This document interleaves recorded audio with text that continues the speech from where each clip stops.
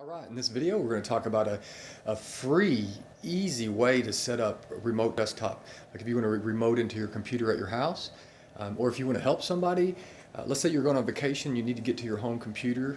This is an easy way to do it. There's multiple reasons that you'd want to do this. Let's say you had a high-end computer for game development or for CAD, and you couldn't take that computer with you, but you had a laptop or a small device. You may want to remote into your computer off-site. So that would be another reason. Let's say you had a dedicated IP address at your house, and you can only access certain systems from your house through that dedicated IP address. Well, then this would be another great reason. This is cheap, easy, free, super secure.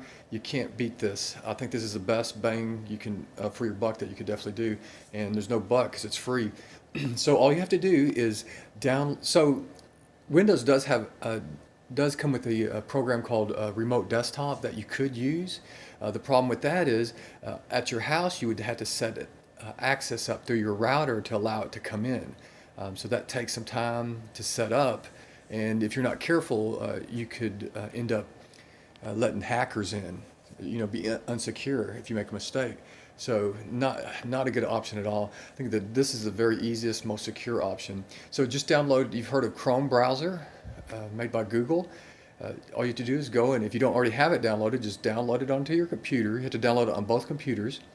Download it on the host computer, and then download it on your other computer that you're going to remote.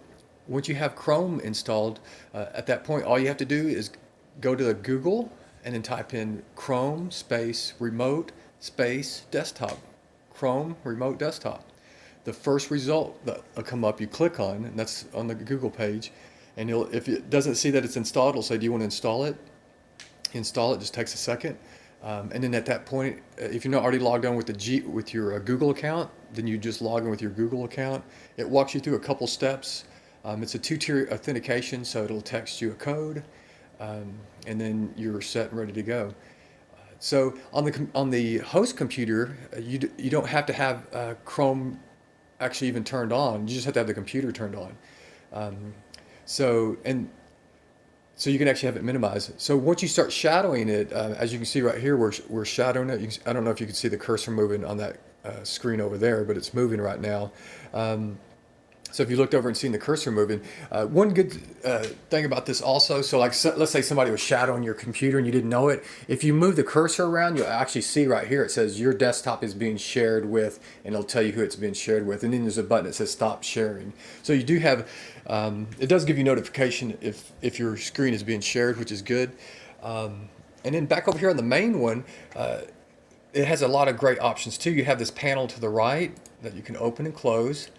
And in here, you have options like I want to see both monitors or multi-monitors, depending how many they are. You just click show and say, hey, which monitor that you want to see, and then it'll just pop up on there. You can also move files back and forth. You can do keyboard shortcuts. There's a lot of options in here. This is a robust program, and for free, just can't beat it. I think this is definitely the way to go. I'd love to hear anybody's comments or thoughts about it. Let me know what you think or what you use, or if you've used this before. I think it's just an amazing application for amazing price.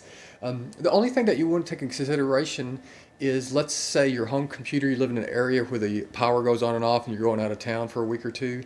You would want to make sure that a lot of times your router or switch, if the power goes off, when the power comes back on, they'll come back on, but most of the time the computer won't. You have to manually turn it back on. So if that's the case, you'd probably want to get one of those little personal power supplies like the battery backup, UPS. They're pretty cheap. You definitely want to get one of those if you think you're going to have a power issue, and just plug just the computer itself into that. You don't have to plug the monitors in. And if the power goes off, it'll stay on for 4 or 5 hours. Depending how much power it's drawing, it may stay on longer, and depending how long the battery is. So again, if you have any questions or anything, we would love to hear about it. And that's the Chrome browser will allow you to do remote desktop for free and secure. All right, take care.